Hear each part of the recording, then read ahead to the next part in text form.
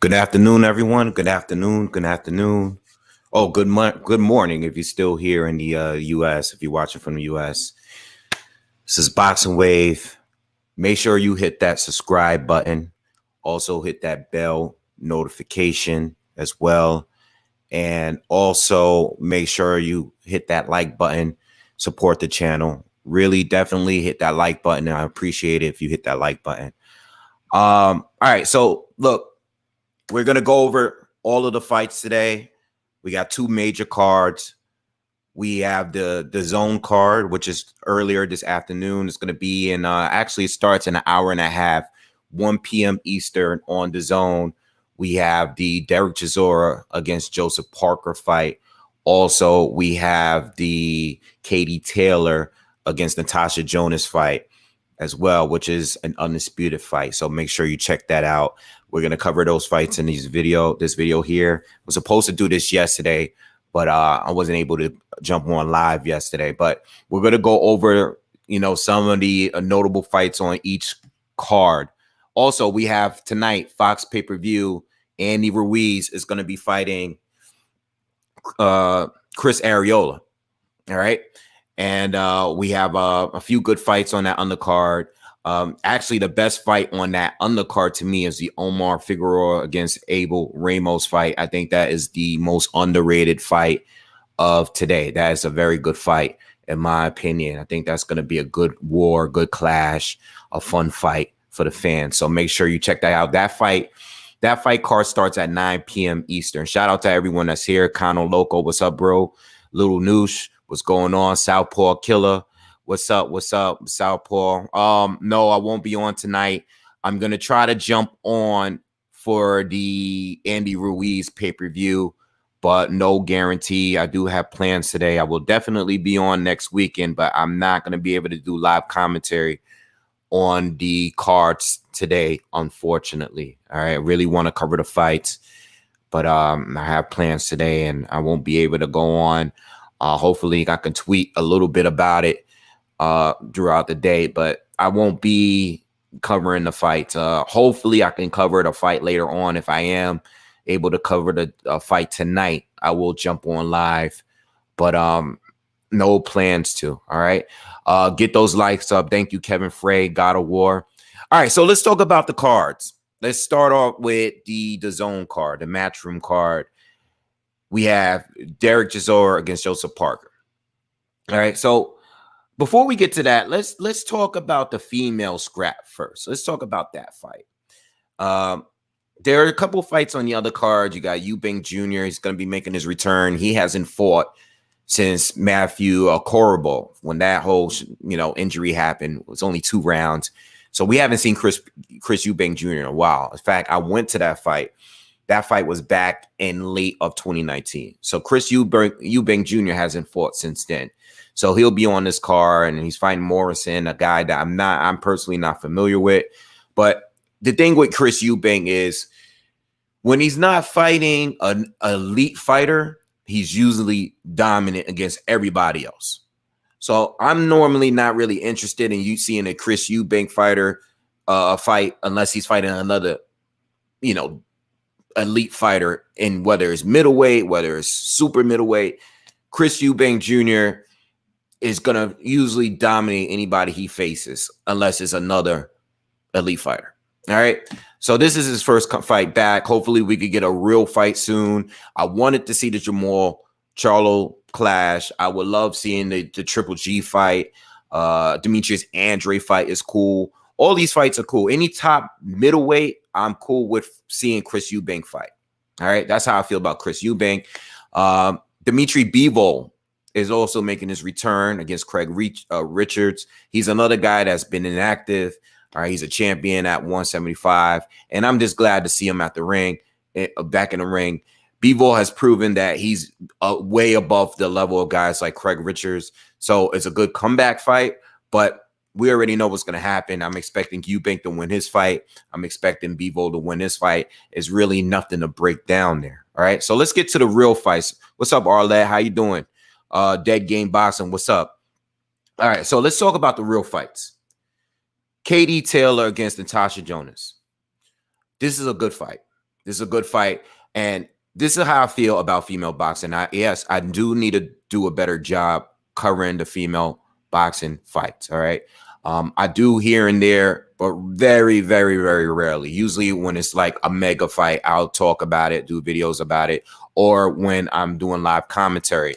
All right. I'm familiar with the top female fighters in the world. Very familiar with them. The problem is there's not a lot of elite fighters in the sport. Yet it's not a lot in each division. There's a lot in total, but not in each division. And normally when you have a KD Taylor against a Gutierrez, which we've seen in her last fight, she's going to be dominant against all these fighters in between. There's too many journey women in female boxing. But when it's an elite fighter fighting another elite fighter, like this fight here, is very, very entertaining. I love it so much better. You know, that goes with Savannah Marshall. You've seen her last few fights.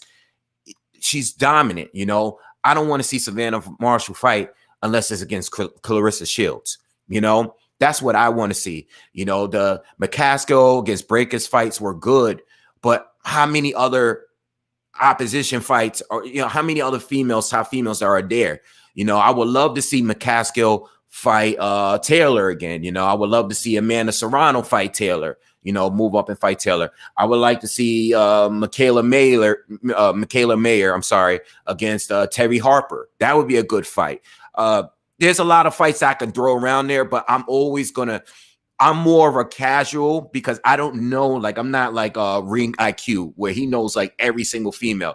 No, I like the top females. And whenever they're the top females fighting each other, I love the fights because it's amazing. You see the quality is so much better. It's not like watching the male fighters where it's just two journeymen going at it, you know, where I like the super elite. So Katie Taylor, I love this fight against Natasha Jonas. They fought in the amateurs. Jonas is a good fighter. You know, she's going to bring the pressure. She has power. You know, she's pretty durable. And this is a good fight. You know, now this is the thing. Katie Taylor is super elite. She's a great fighter. She's very fast. You know, she moves extremely well. Very slick. I like watching. She's very, very entertaining to watch fight. The thing is here is, even though this is a good fight, I think Delphine Persoon is better than Jonas. And I think that was a harder fight for Taylor. And the fact that she survived that first fight, did better in the second fight, I don't think Jonas is going to really bring something different, you know, that Taylor hasn't already seen. You know, she's already been there. She's already had her tough scraps. And Jonas is going to have, Jonas is good. She has a power, and she's going to have to try to, like, I think her best chance of winning this fight here is forcing Taylor to exchange with her and her landing a big shot and possibly hurting Taylor. But as far as like round by round, I don't know how long she's going to be able to do that and how consistent she's going to be able to do that, because she has to get in, she has to be physical, and she's going to get hit in the process of trying to exchange with Taylor, because Taylor moves well. Taylor has good hands, and she moves well on the out, and she has a good outside game. All right, so she's going to be on the move. She's going to keep Jonas on the end of her jab. You know, she's going to be throwing her combinations of 1-2 and everything. She's going to be on the move. I can't see Jonas really doing better than Persoon did. You know, I just don't see it. You know, Persoon to me is just more rugged. She's tougher to me. I see Jonas possibly hurting Taylor, possibly even dropping her, but winning overall, I can't see it. I can't see it, not at this point. I think Taylor's going to win. I think Taylor is going to win on points. But it should be a very, very good fight. It's a good matchup. I like the fight, but I have Taylor winning on points. You know, it should be good, though. It should be good. All right, so let's talk about the main fight here. Derek Jazor against Joseph Parker.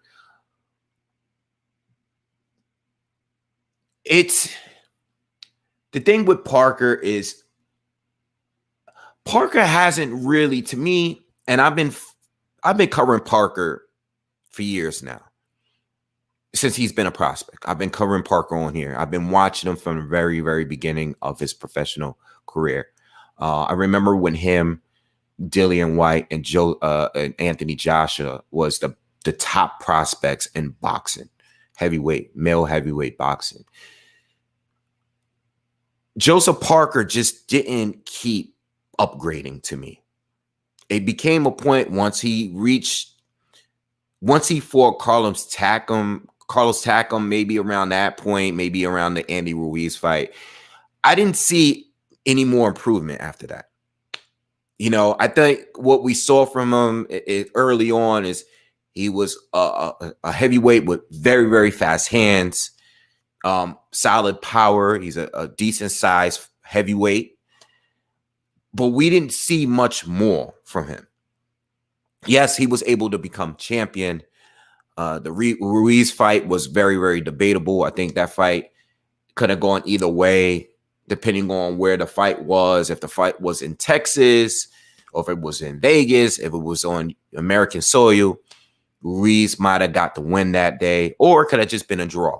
I think the fight was a draw. Joseph Parker, as he started fighting the elites, like White, like Anthony Joshua, I didn't see more from him. And another fact is, when Joseph Parker fights guys that he has to bring the pressure to, like the movers, he never looks good. He never looks good to me. When he fought Fury, when he fought Junior Fa recently, he just didn't look good to me. He didn't look good when he was the guy that had to bring the fight. He'd get hit a lot more. And he just have a tough time, tracking fighters down. He's not good at cutting off the ring. That's just not his style. Joseph Parker is more of a guy, he fights better when he's on his back foot. He likes to set traps and stuff. He's better at that. But he's not as good as the super elite of the division at doing that neither. So I think this is an even fight. Derek Jazor, we already know what he's about. Rugged, powerful, bully in the ring. All right? Big punches, loading up on stuff, trying to outwork you. He brings the pressure. We know what he brings. So even though I think Joseph Parker is better at fighting on his back foot, he's not like a Tyson Fury. He's not even an AJ. He gets hit. All right. And not only that, but he's so much better early on in the fights. Once he starts slowing down a little bit, the hand speed is not as good. That's one of his best strengths, is his hand speed. Early, when he's just throwing that jab from low, it's so quick. He has a nice 1-2. But once he starts slowing down, he doesn't look so good. And Joseph Parker just doesn't have that killer instinct. He doesn't fight to try to take you out. The only time I really saw that with Parker is when he fought Dillian White, and he rallied late in that fight. And I respect him for taking that fight because he had just lost to AJ, and to lose to AJ and then going, it's not like he got beat down against AJ. It wasn't a good fight from neither one of those two. And plus the ref was terrible in that fight. I don't know if you guys remember, that ref would not let these guys fight. He just wouldn't do it. So it was kind of a boring matchup, but I respect him for taking a Dillian White fight coming off of a loss, because many fighters just don't do that these days. But yeah, Derek Chisora is a bully in there. And you know what? If he gets hit clean enough, if Parker gets hit with a big shot, we saw Dillian White drop him. I think one of the drops was like a little bit, it was like a borderline, because I think it was a forearm or an elbow or something that hit him with the punch. But Joseph Parker went down a couple times in that fight. So he's able to get hurt. You can hurt the dude. You can knock him down. But overall, he's a pretty solid, pretty good chin guy. Chisora, I saw the weigh-in. They both look good at the weigh-in. They're both at the weights that they're supposed to be. I think Chisora was around, I can't remember the number on top of my head. Was it 250? Somewhere where Chisora is supposed to be, on a little bit of the lighter side. And Parker was around where he should be. I think he was like 240, around where he's supposed to be. So they both are fit. Jazor comes in a little heavier sometimes, depending on who he's facing, but he was in good shape here. I like Parker early in the fight. I like Jazor on the second half. I think the fight can be one of those fights where if it goes to the cards, it could be one of those controversial ones, man. I'm being honest here. It could be one of those really, really controversial ones. You know, I wouldn't put money on this because I think both are capable of hurting each other. Chisora is definitely capable of hurting Parker, and so would Parker. Parker definitely can hurt Chisora. Chisora has been knocked out before. You know, and Parker does have not the biggest punch, but he has power. You know, he lands and connect with a clean right hand. He can definitely knock Jazor out. Very, very, to me, it's an even fight. But Jazor is going to be the one that's coming forward. Parker is going to be the one that's setting up the traps and stuff and countering. And that's what Parker needs to be, because when he's following a fighter around, he's not so good. All right. So I love the fight. If I had to pick a winner, I'm going to go with Parker. I'm not sure how it's going to be done. I can't see Parker knocking out Chisora based on his most recent. I can't see it. It can happen, but I can see Parker winning a very close decision, maybe a split decision. That's the way I'm seeing it. I won't even be surprised if it's a draw today, you know. But I definitely like how Parker is going to look. I like how Parker is going to look early in the fight. You know, I think he's going to secure a good amount of rounds early. I think Chisora is going to start rallying back with the pressure and the activity midway through the fight. And then the rest of the fight, when they both burn out a little bit, I think Parker is going to be a little bit more in control.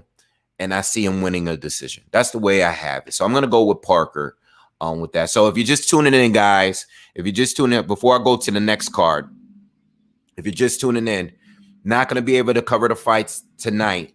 I'm going to try to get home before the pay-per-view. If I can make it, I'll jump on for the Andy Ruiz later this evening. Hopefully I can do it. I really wanted to cover the first card, but I'm not going to be able to be home today to cover. But luckily I'll be here next week to cover the Canelo and Saunders fight. So really wanted to cover the Taylor fight, Jonas fight. I have Taylor winning that one by decision. And I have Parker winning by decision as well. And that's the way I see it. All right. So let's go on to the Fox pay-per-view card that starts at 9 p.m. Eastern. That is going to be a pay-per-view. I don't think it should be a pay-per-view. But let's talk about the undercards first before we get to Ruiz and Arreola. All right. Now, I found out a few days ago, I didn't even know this, but Lara is going to be fighting Lamanna tonight, a guy that I'm not familiar with at all. I looked him up real quick. It's for it's for one of those weird WBA titles at 160, which is like, you know how many they have, like 16 titles per division. So it's one of those weird. What's up, everyone that's coming in? If you're just joining us, make sure you hit that like button, man. What's up, Christopher, martial arts fan, Carter Rivers, Olaf the Mighty, God of War, Arlette, SCSL, Jack McLeod, everybody here. Bruce Goes, Smitty Lowe is in the building, Dead Game Boxing. Everybody that's here, shout out to everyone. Hit that like button. Please hit that like button. Support the channel. Lara's fighting this guy for like the regular WBA title, right? The regular one, because it's like regular, there's like mid-level, there's gold, there's silver, there's platinum, there's bronze, there's, microwave. There's it's like 18 titles in the WBA. But this fight is at 160. And I was watching an interview with Lara, and they was just pretty much asking him, listen, are you sticking around at 160? Are you going to come back down at 154? He pretty much was like, listen, if there's a fight that's worth it for me at 154, I'll come back down. But he's going to stick around at 160 for now.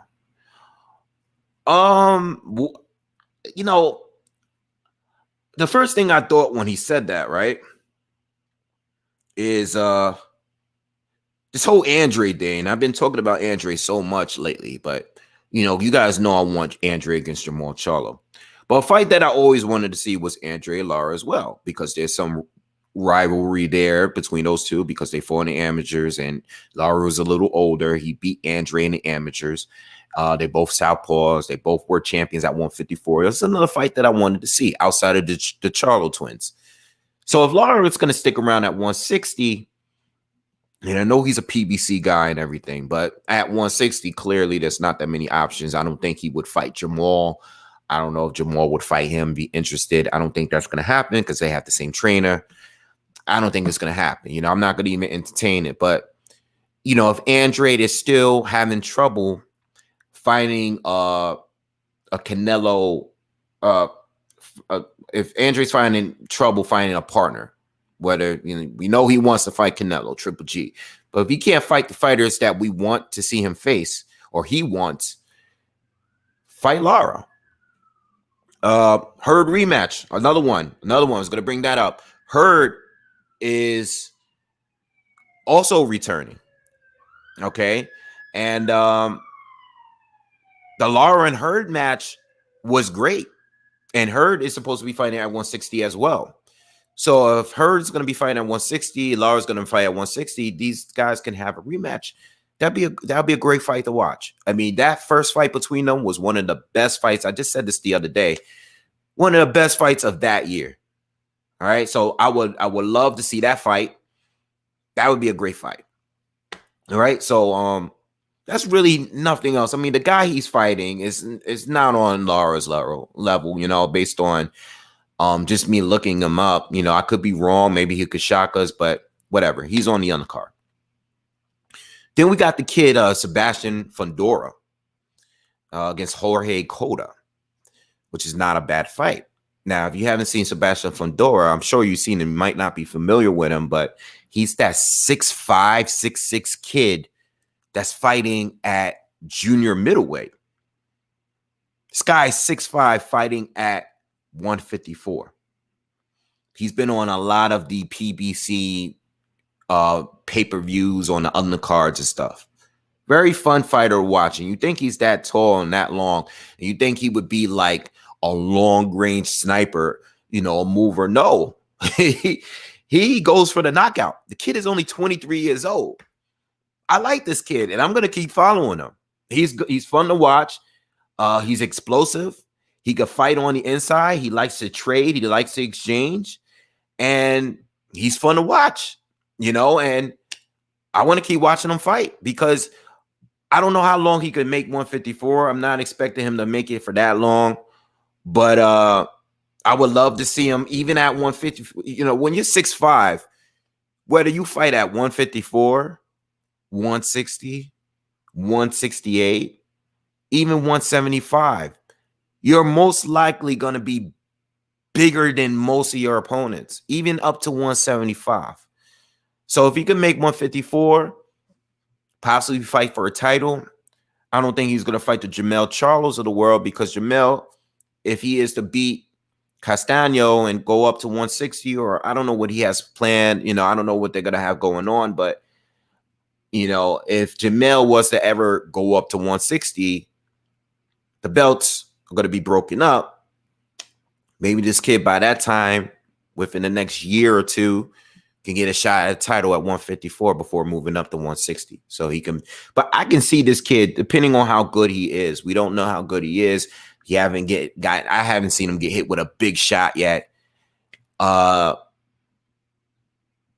This kid can easily become a 4 division weight champion.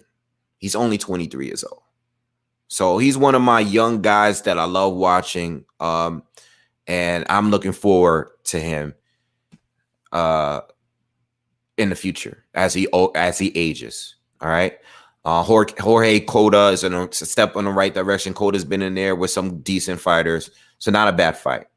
So you got Adrian Granados. He's also fighting on the card. Not a notable name, but he's going to be on the card as well. So let's talk about Omar Figaro against Abel Ramos. Good fight. They both have a recent common opponent and Ugas.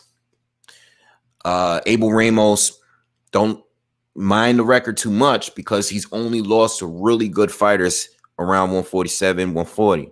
Right? He lost to Jamal James. He lost to Ugas. I think he lost to Ivan Barancek, and he lost to Regis Prograis. All right. But he's not a bum. All right. He fought Ugas recently, and it was a very, very competitive fight. In fact, it was a lot more competitive than Omar Figueroa's fight with Ugas. This is a good fight. You know, so if you're looking for a good fight on this undercard and this PBC pay-per-view, this is going to be the fight to me of the night. I think this is the most competitive fight on that card. Omar Figueroa, this is going to be his first fight back in 2 years since he lost to Ugas. So I'm looking forward to seeing Omar. I don't know how much he has left in the tank. I don't know how much interested based on his recent interviews. Is he still interested in boxing? I don't know. But Ugas and Ramos was a very, very competitive fight. And I know styles make fights. You know, Omar's style was just not right for Ugas. The thing with Ugas is that he's a big welterweight. And you can't really manhandle him. And Omar and his style, he's usually used to bullying fighters, beating them up on the inside. And Ugas just wouldn't allow him, kept him on the end of his jab. And whatever Omar got on the inside, you know, Ugas has handled himself well on the inside. He can't get bullied. You saw that in the Sean Porter fight. He just can't get bullied. He can't. Not by welterweights. All right. We'll see what happens when he fights Spence. But this should be a war because Abel Ramos is not going to back down. And it should be a good fight, man. It should be a good fight. I think this is going to be the best fight of the card. All right. So I'm looking forward to that. I still expect Omar Figueroa to win, but don't sleep on Abel Ramos. I like Omar because I think he's going to bring the pressure, man. And once he gets on the inside, I love his inside game. I like the angles he uses in there when he's close, and he's fun. You know, he takes a lot of hits, but he's very durable. All right. So I like it. I like it. Kind of Local Sports says for $49. I don't mind it being pay-per-view. The card is actually packed, actually action-packed. Yeah. This is my thing with pay-per-views, right? We don't really want them. I don't think this is really a pay-per-view worthy fight. But if they start lowering the price like the UK does with their pay-per-views, if they lower the price of these pay-per-views, I'm all in. I'm all in.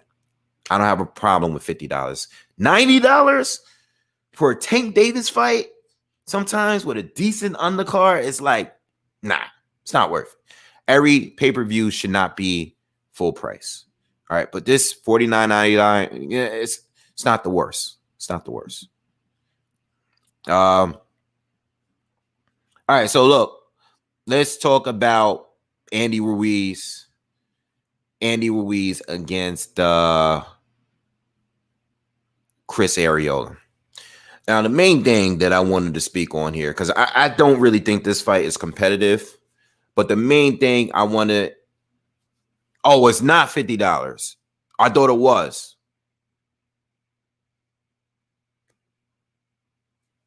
Kano said, I'm just looking at from point will cost you more than watching in person, so it's not bad. I mean, listen, my point is pay-per-views should be different prices. Period. $50 is cool. I think $50 is cool. Uh, Dominique says, I love the card for not for pay-per-view though. I mean, me personally, it's decent. I still don't think it's a pay-per-view type of fight, but I understand that they want to keep Andy Ruiz as a pay-per-view fighter at this point. Like Wilder is going to be an automatic pay-per-view. Should it be? No. Like, should it be? I don't think so. But certain fighters like Spence, Wilder, Andy Ruiz, Tank, some of them are going to be pay-per-views. I don't think all of these fights should be pay-per-views. But if you're going to make it a pay-per-view, if you're going to make it, don't charge $90 for every single one. That's just ridiculous. All right. I just did a rundown of all of the fights. I don't think any of these fights are pay-per-view. I like the Figaro Ramos fight, but that's not something that I'm going to run and pay for. You know? So anyway, let's move on. Andy Ruiz, Chris Arreola, weigh in.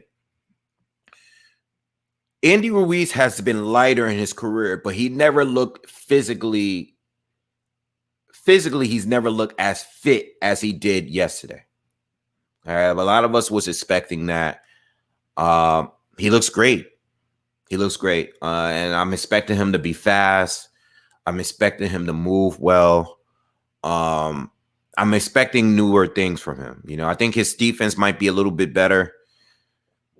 My thing is, Chris Arreola is just not the guy that's going to make me know whether or not Andy improved, because I think Andy on his worst day, Andy on his worst day, like if Andy fought Chris Arreola the same night that he fought Joshua on a rematch, Andy would still beat Chris Arreola. You know, that's just the way I see it. It's nothing against Chris Arreola. He's been around for a long time. He's given us some good fights. I love Chris Arreola, but he's way past it. He's way past it, you know? And he's light. He's the lightest he's ever been in his career. I think he's only like 228. I think for Chris, I think that might be too light. I've met Chris before. He's a big dude. Losing weight is not the problem, but he doesn't look strong to me, you know? And he's going to need to be durable if he's going to be fighting Andy Ruiz. Ruiz hits hard. He's a banger. He's faster. He's even more durable at this point.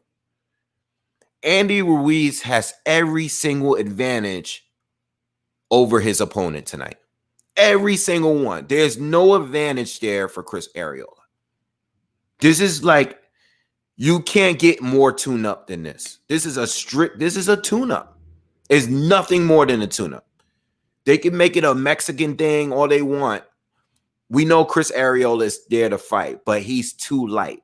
Now, if he was lightening up so he could be, a little bit more swift, a little quicker with his hands, a little bit, you know what I'm saying? That's not him. He's a banger.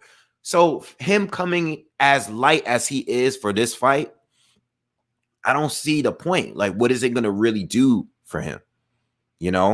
I think he needs to really,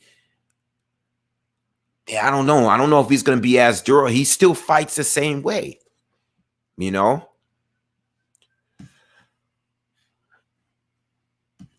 Connell's Oko. So the chat is going back and forth. I see about the price. Connell Local says, chat, I agree with you all, should be free, but for $50, I'm okay. It was because at least they ain't doing that $90 price. Yeah, that's my point. Arlette does not like that price at all, the pay-per-views. I mean, this is not a pay-per-view fight to me. But again, I know what they're doing. Andy Ruiz has a name at this point because of what he did to AJ 2 years ago. And for now on, he's just going to be a pay-per-view fighter, especially if they're trying to push him to fight AJ at some point. All right. But yeah, I see Andy Ruiz stopping Chris Arreola. Chris is good. He's a good tune-up fighter. He's a good journeyman. at this point. He's not a top 10 fighter, he's not a top dog, even like on Derek Chisora. I was just talking about Derek earlier with his fight with Parker tonight. Even at this point, I see Derek even beating him up without too much issues. I just don't see Chris being much of a challenge for Andy Ruiz at this stage in his career. I know he looks great. I'm glad he lost weight. He looks healthy, but I don't think he's stronger. I don't think so. And he fights one way. He's pretty one-dimensional. So you losing now and cutting all the weight, I mean, maybe you're going to be better conditioned, but is he going to be durable? Is he going to absorb those punches better being so much lighter? He's very, very small for a guy of his stature, so I don't know. I have Andy Ruiz winning. But I don't see Andy Ruiz going in there and just trying to destroy him and get him out of there early. I think he's going to try to get some rounds in. I think he's going to be looking to counter. I don't think he's just going to go in there and just try to brawl it out quickly. All right. So, all right. So here's my rundown. If you guys are just joining us, I'm going to give you a whole rundown. And this is how I see it. Andy Ruiz against Chris Arreola. I have it, I don't know, knockout within. I could see it going some distance.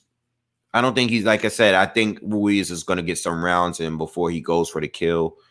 But I think at some point the fight is going to get really, really, the exchanges are going to get real tough and thick in there. And I see it going like maybe 8 rounds. All right. So I have Ruiz winning by knockout, maybe in like 8 rounds. Figaro against Abel Ramos. I see Figaro possibly stopping him late in the fight, like 10th round. It's going to be late, but I think this is going to be the best fight on the card. Because Abel Ramos is not going to back down. I just think Omar is going to be too much for him. I know style, like I said, I was bringing up the Ugas fight between both. Ugas and Ramos was a lot more competitive, but styles make fights. And I think Omar is going to outwork him and possibly stop him later in this fight. All right. Lara versus Lamanna. Lara's going to win that fight. Adrian Granados is going to win his fight probably. Fedora, I'm expecting Fedora to stop Jorge Cota at some point in the fight. And I think Eubank Jr. is going to win his fight, his comeback fight. I think Bivol is going to beat Craig Richards and possibly stop him as well late. But he's going to get his rounds in as well. And And as far as the other fights, the main fights, I'm expecting Katie Taylor to win a decision in a very, very good fight. It's going to be action-packed. It's going to be Katie Taylor's going to get it. She's going to get hit. She's going to get hit. But it should be a good fight, and I'm expecting Katie Taylor to win against Natasha Jonas by decision. And for Parker and Jazor, I'm leaning a little bit more towards Parker winning a decision. Might be a split decision, but it's going to be close. All right, so that's my whole rundown of today. If you're just checking in, make sure you hit that like button. Again, I'm not going to be covering the fight live today. I'll try to get on tonight for the Andy Ruiz fight if I can, but I won't be covering the DAZN card at all. All right, unfortunately. All right, so I'll see you guys. I'll be doing my review of these fights probably in the morning. I'll be here live covering all of the fights, and we'll talk about that tomorrow morning. And that's it, man. I hope you guys enjoy the fights. If you do follow me on Twitter, BoxingWave at BoxingWave10, I will probably be tweeting throughout the fights. But outside of that, I'll see you guys when I see you. All right. Peace, subscribe, and see you on the next one.